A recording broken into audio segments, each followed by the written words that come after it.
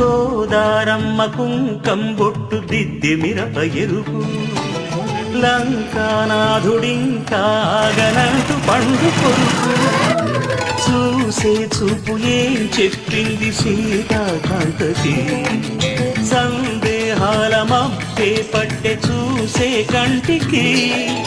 లోకం కాని లోకంలోన ఏకాంతాల వలపు అరపాపి కొండలా నలుపు కడగలేక నవ్వు తనకు రాగా ఉప్పొంగిరే గోదావరి ఊగిందిరే చేరువరి